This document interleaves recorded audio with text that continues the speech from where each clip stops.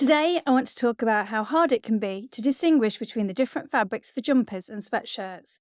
I want to help demystify at least one of those fabrics for you, and the one I've chosen is French terry.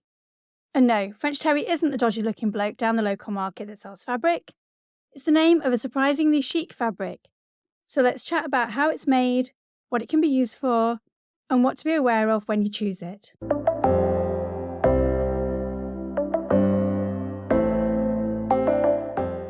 Hello everyone, and welcome to the So Mindful podcast, where we dig into the tips and topics that will help you have great fun making clothes that make you feel fabulous.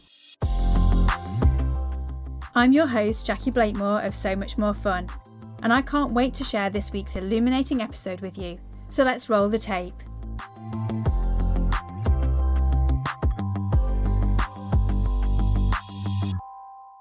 Hello. Thank you so much for dropping by. So at the time of recording, we're just moving from what we laughingly call summer in the UK into autumn. And I'm always on the lookout for stylish jumper or cardigan options at this time of year. So I was thinking about what fabrics might be interesting to look at and decided on French terry, partly so I could make that joke in the introduction, but mostly because it's actually a bit of an unsung hero. Now you may not have chosen French terry before because either you may not have heard of it, or you may have been put off by the fact it's a knit or stretch fabric and you're not sure about sewing those. Or maybe you've looked at it and not really been sure what you can use it to make, or how warm or cool it will be. You might also have thought, isn't French terry just the same as terry cloth, that stuff that's used for towels or bathrobes? Why would I want to make a jumper out of that? So let's talk about what it actually is, how you can use it, and why it's an ideal fabric for this transitional time of the year. So apparently the name French terry comes from the French verb tirer. I think I've pronounced that completely horribly, but bear with me. It means to pull. It was originally created by pulling silk through densely woven cloth. I watched an odd but interesting video that shows how it's knitted, and the key to it is that the knitting technique causes loops to be left on the back of the fabric. I'll put a link to the video in the show notes, but just a warning, it's an AI-generated narration which sounds a bit odd. Anyway, the looping that is left on the surface is denoted by the word terry in the name. Terry cloth, which is the stuff used for towels, tends to have those loops on both sides. French terry has the loops on just one side, and they're often not quite as pronounced as they are in terry towels. And it's smooth on the right side, just like jersey fabric. So what are the key characteristics of this fabric? Well, firstly, it has a unique texture, with a smooth face on one side and the loops on the back. The loops aren't as exaggerated on French terry as they are in terry cloth, as we've mentioned, but it does create a textured side to the fabric. Because it's knitted, it is stretchy, and most commonly it has a four-way stretch, so you can stretch it horizontally and vertically.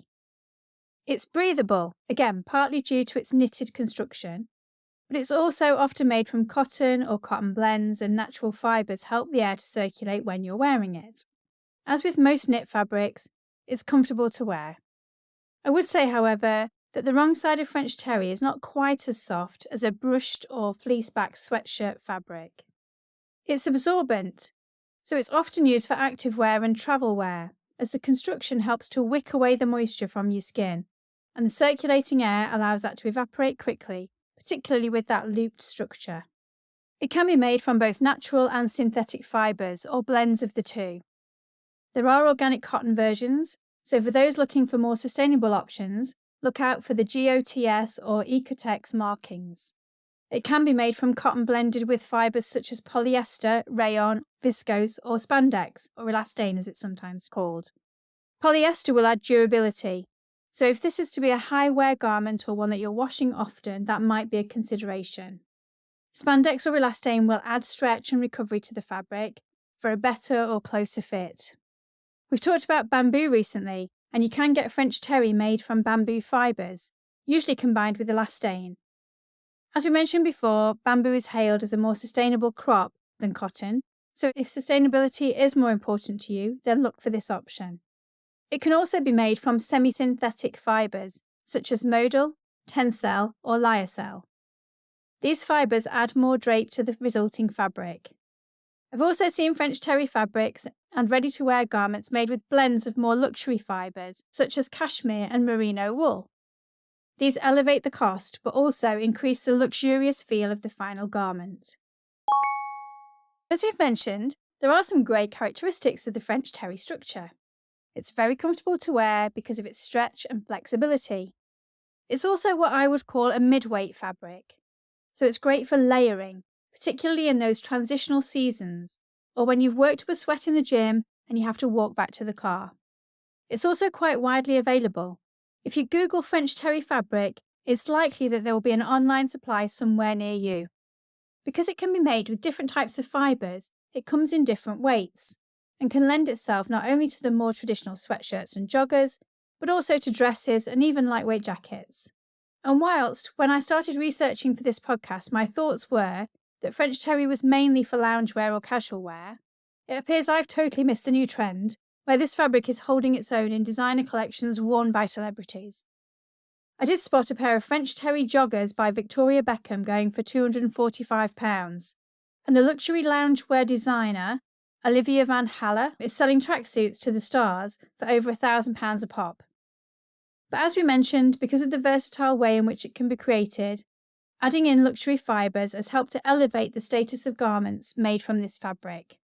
So you can use it to make the more obvious sweatshirts and hoodies, so it's ideal for patterns like the Linden sweatshirt by Grainline Studios, or the Tilly and the Buttons Billy sweatshirt, or I've used it for the Ish to Stitch Busan jumper. And as we've mentioned, you could also use it for joggers and lounge pants. It isn't usually see-through when stretched, unlike some of the jersey fabrics, so I think it works really well for trouser-type styles. But it isn't super stretchy or super recovery, so it wouldn't work with leggings or something more tight-fitting like that. Personally, I think it's a bit too thick or heavy for what I would class as a t-shirt pattern, but if you did want to make a transitional long-sleeve t-shirt style top, then it could work for that. If you pick a pattern that's quite fitted, then be sure to pick a French terry with a higher elastane content, and check the stretch percentage either on the website or by buying a swatch. I think it's great for lightweight cardigans or jackets. It has a bit of body from the way that it's made, and it's warm enough for those type of indoor jackets, but it isn't always knitted tightly enough to be windproof, and so I probably wouldn't choose it on its own for colder weather coats. But as we mentioned before, because of the way it's made, it's not super bulky, and it's not as bulky as fleece-backed or brush-backed sweatshirts, so it is ideal for layering under other jackets or coats. I haven't personally tried it for dresses or skirts myself, but there are plenty of ready-to-wear examples of those garments made from French terry out there. I don't think I would reach for a French terry dress in the height of the summer, although having said that, the summer we just had in the UK actually hasn't been that warm, so maybe I might. But what I mean is, I'm not sure I would reach for a French terry dress in hot weather. But definitely moving from autumn into winter, or winter into early spring, I think it would be a good addition to my wardrobe. Particularly if you pick something like a modal French terry that's got that lovely drape, I think that would be really nice to wear. Look for those versions that are probably blended for increased durability and with some elastane so they don't get too baggy too quickly. Even though it is a stretch fabric, it's relatively stable when compared to more lighter weight jerseys. Its structure means that it doesn't roll up quite so much after you've cut it, and it doesn't leave as much fluff around as some of the brushed or fleece-backed alternatives. It does come as solid colours, but also printed with patterns. But if you have something like a cricket and you wanted to add your own design, then the smooth face on the right side of the fabric lends itself to adding your own designs. So if you feel the need to write the word juicy across your bum, then this could be the perfect fabric for you for your joggers. Just be careful to check the care instructions for your fabric when you buy it for the recommended maximum heat setting when ironing. And do test on scraps before you put it onto your actual final garment. So what are its limitations? Well, not many that I could really find or think of, to be honest. It can fray a little. I have a super dry sweatshirt made from French terry that has an unfinished hem and just a couple of rows of stitching about 1/2 centimetre away from the edge to act like a stay stitch. And that does fray a little now and again, but I have had it for a long time. One downside is that there are so many different types in terms of the fibres and weights. It means that it's not always as simple as buying any fabric called French terry, particularly if you want to repeat a project that you've made before. So if you do use it and really like the result, it is definitely worth writing down somewhere the composition of the fabric that you used. And by that I mean the types of fibre that it was made from, for example, 95% cotton and 5% elastane, just so that you can look for that again in the future. The kind of garments to avoid are patterns that require more lightweight, flowy styles, as even with drape, it does have some structure, which might make it stand a bit too proud, particularly for dresses or skirts with a lot of fullness or gathers. It's not recommended for things like swimwear or bodysuits, which may sound obvious, but it isn't designed for prolonged exposure to water or chlorine. And whilst it does stretch, it might be a bit too snug and textured for close-fitting bodysuits. But hey, you do you. In terms of price, it varies with the fibre composition. You can pick up French terries from £10 a metre all the way up to £30 a metre for some of the organic options. But even at £30 a metre, you could make yourself some joggers and a sweatshirt for a lot less than £1,000. It is a fabric that generally wears well, so you should get a good life out of your garments, particularly if you take care of them when you're washing them. Although I did read reports that those French terries that are made with synthetic fibres can be prone to a bit more pilling or bobbling, but I'm not sure how accurate that is. So just to recap on a couple of things to watch out for. Make sure that you check the fibre content when you're buying, as it can vary a lot. If in doubt, if you're buying online, then order a sample. I know, I'm going to sound like a stuck record, but you're not doing the planet any favours by buying fabric that isn't what you expected and that you don't really like or you can't use. Okay, I'll step back down off my soapbox. As with all sewing projects that involve stretch fabrics, check what amount of stretch the pattern recommends, and then check that your fabric can stretch at least that much. If it requires 30% stretch, then if you take a 10cm piece of fabric next to a ruler, you should be able to hold it at one end and stretch it out to 13 centimetres without it distorting too much. And when you let go of it, it should return back to 10 centimetres. And remember, pre-wash your fabric before you cut it out. I know how exciting it can be when your fabric arrives and you just want to get started, but you won't be nearly so excited when you take it off, wash it, and pull it out of the washing machine after that first wash and it no longer fits you. So what tips have I got for you for sewing your French terry fabric?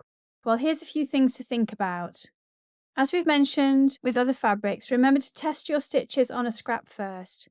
French terry is going to be a little bit thicker than jersey, but because of the way it's knitted, you'll still want to use a jersey or ballpoint needle. Depending on how tightly it's knitted or how thick it feels, you may choose to use a slightly bigger needle, like a 90-14. But I think for most French terries, an 80-12 needle will work with the majority of fabrics. Be aware of not pulling it too much as you sew it. I think the French terry is less susceptible to that than a jersey, for example, but you do still need to pay attention to it. You may choose to stabilise the areas that will carry the weight with clear elastic or stay tape, particularly if it's a slightly heavier weight version of French terry. This will just stop it from stretching out. You will want to retain some stretch in your seams, so use a zigzag or a stretch stitch, that lightning stitch that you might see on some of the sewing machines. If you have one, you can also use an overlocker. And if you don't want to use a zigzag or lightning stretch stitch for your hems, because they can sometimes cause distortion, then you can consider using a twin needle instead. And remember, even though this is a knitted fabric, it still has a grain line, so make sure that you're lining your pattern pieces up with the selvage of your fabric and check the greatest amount of stretch is going around the body. Just a note here on thread, I tend to use an all-purpose polyester thread when I'm sewing my stretch or knit garments. I know there is also stretch thread, but I haven't tried it myself, and I haven't had any need for it, as I tend to use a zigzag stitch or my overlocker. If you have used it though and found it beneficial, then I would love to hear from you, so do email or message me and let me know whether you liked it or not, whether it worked, how easy it was to use, and what type of project you used it for. So one other consideration is neckbands and cuffs, as these are common features on sweatshirts. As we've mentioned, the amount of stretch can vary on French terry fabrics, so you will need to consider this when you're making your sweatshirt, as neckbands and cuffs often require higher amounts of stretch. It is possible to make the neckband and cuffs from a rib knit, which you'll find on lots of online fabric shops, and these days it comes in a huge range of colours, so you can easily get one to match the colour of your main fabric. Rib knit is much more loosely knitted, making it ideal for those pesky neckbands where it needs to be stretched out quite a lot, particularly close to the edge of the jumper, but then lie flat near to your neck. It's also not quite as chunky as French terry, So when you're doubling it over for your cuffs or your neckbands, it can be a bit easier to work with and not quite so bulky. So something to consider when you're planning your project. So we've covered quite a lot, and hopefully you found that helpful.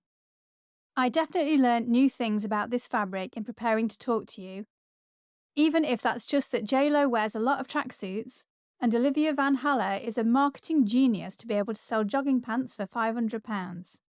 But what I'd love you to take away from our chat today is that French terry is a comfortable and versatile fabric that can be used for a wide range of garments from lounging to luxury layers. So what are the next steps?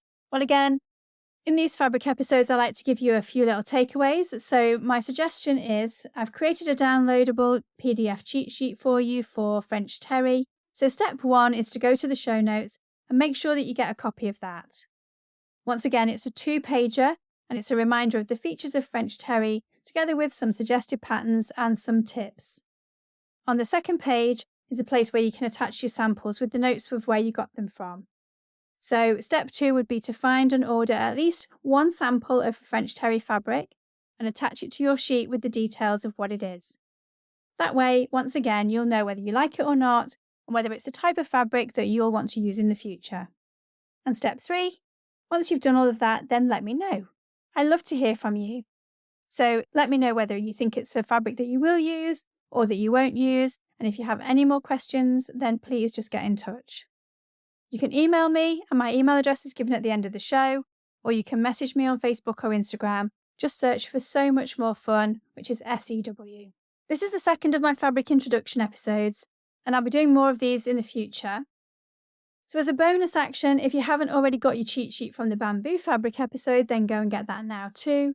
The future episodes will also come with cheat sheets to help you create your own library of cheat sheets and swatches, because I think knowing and learning about fabrics is part of the key to great dressmaking. Each cheat sheet also has some links to a few other resources that you might find helpful. So that's it for this episode. I'd love to know what you're making and how things are going, especially if you decide to unleash your inner JLo or Olivia Van Haller with your own luxury loungewear. And if you have any questions, you can drop me an email or message me and I'll do my best to help. Thank you so much for joining me again, and I look forward to speaking to you again soon. Bye for now. Well, that's it for this episode. Thank you so much for listening. Check out the show notes in the description area of your podcast app and click to follow or subscribe. Or head over to sewmindful.com/podcast, which is SEWMINDFUL.com, where you can also sign up for an email reminder so that you don't miss out on any juicy episodes. If you listen on Apple Podcasts, then please help others find us by leaving a review if you love this episode. And I'm always excited to find out what you got from the episode and how you plan to use the tips.